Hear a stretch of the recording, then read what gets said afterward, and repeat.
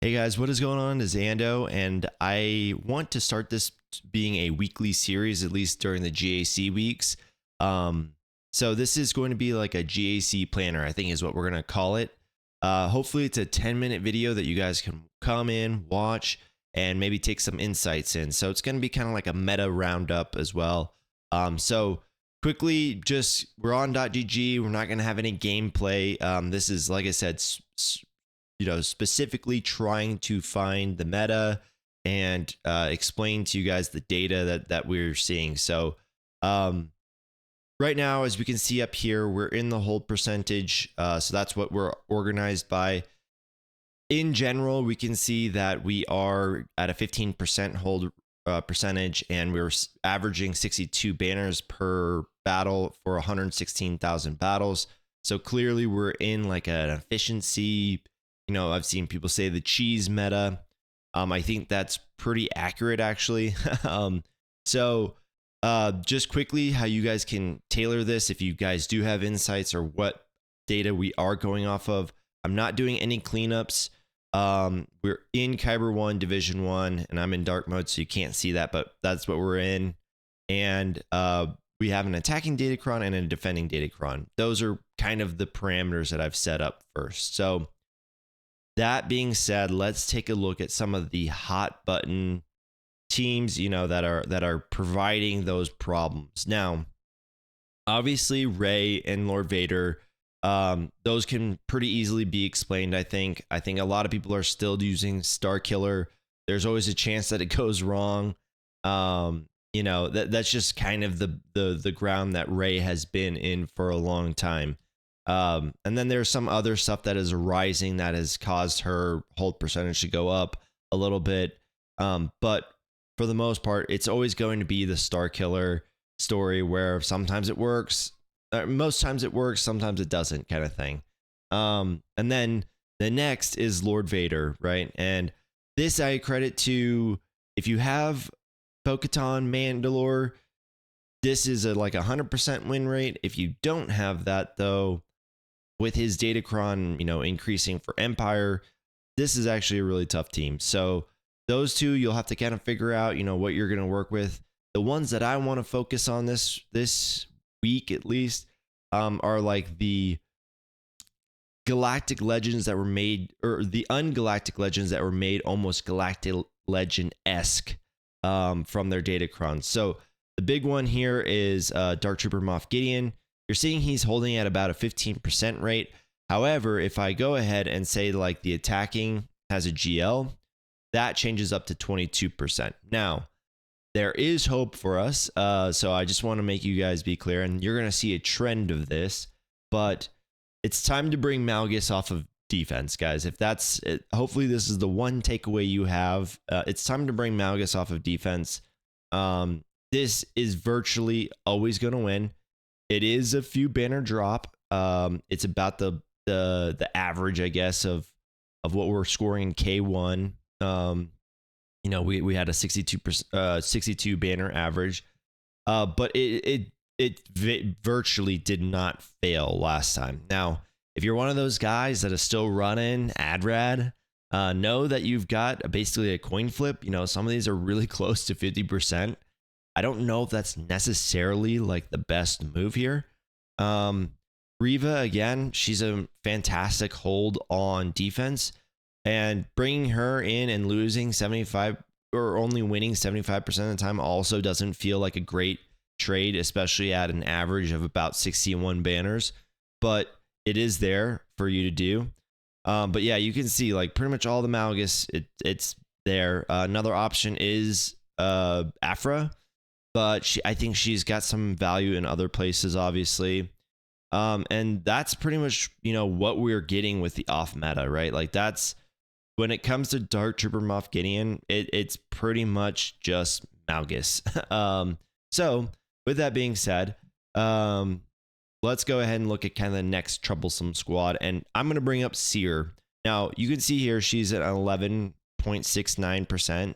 Nice. Battles. However, if we do close it off, you can see there's just, a lot of GLs and stuff that basically don't lose. But if we do close it off to non-GLs. She's holding at a almost 20, 24, 23% chance. So what are we using to kill her with? Again, Malgus, right? So let's bring Malgus off of defense. Let's go ahead and put in some other squad, right?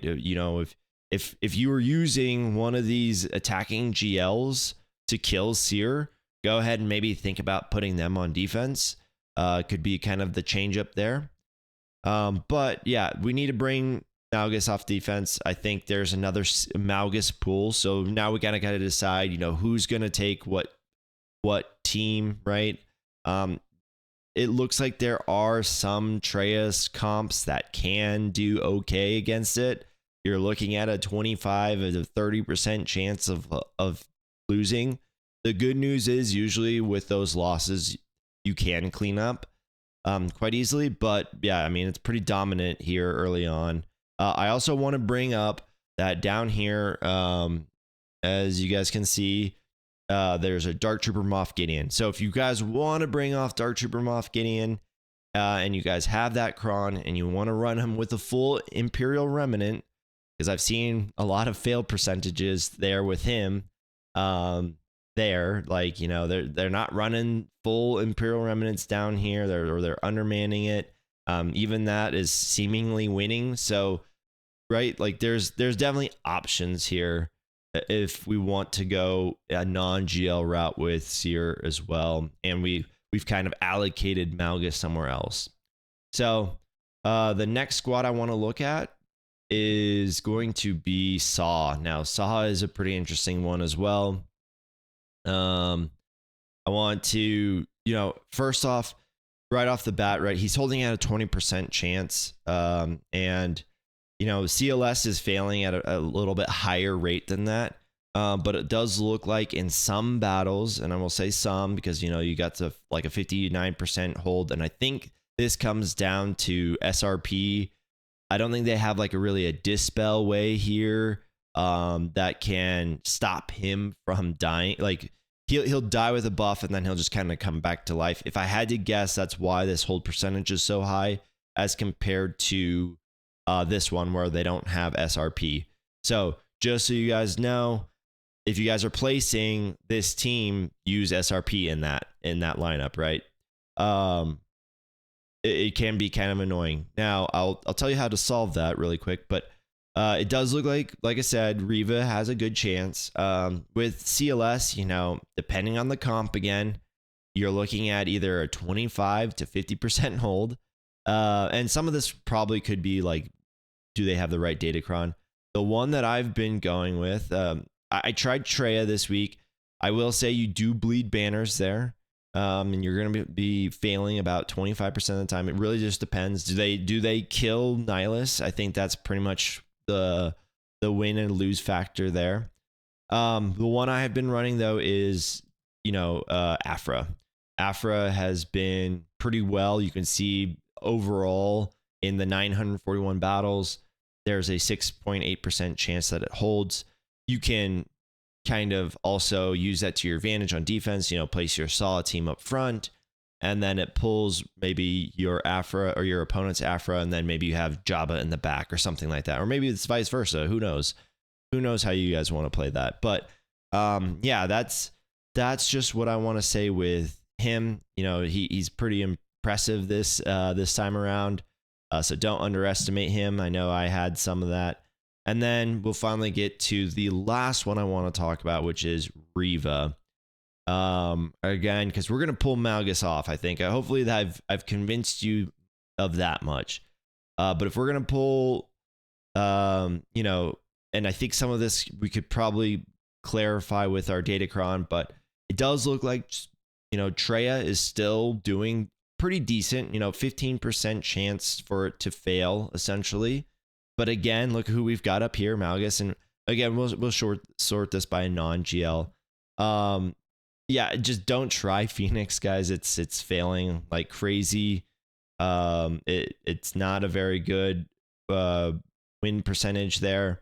Yeah, there's some other stuff, but quite honestly, like I said, hopefully I've brought you guys some insight on let's bring Malgus off of defense. If you're placing Trey on defense, let's probably bring her off defense too. She seems like she's pretty valuable this time. If you're trying to go, no Galactic Legend attacking, right? And if you're trying to replace those with Galactic Legends, and maybe you can kind of finesse that angle a little bit more. But like I said, want to keep these pretty short so that way you guys can listen to them while you're doing some chores or something and hopefully gaining some insight. But thank you guys so much for watching. Leave a thumbs up if you enjoyed it and subscribe to the channel for more content. And we'll see you guys in the next one.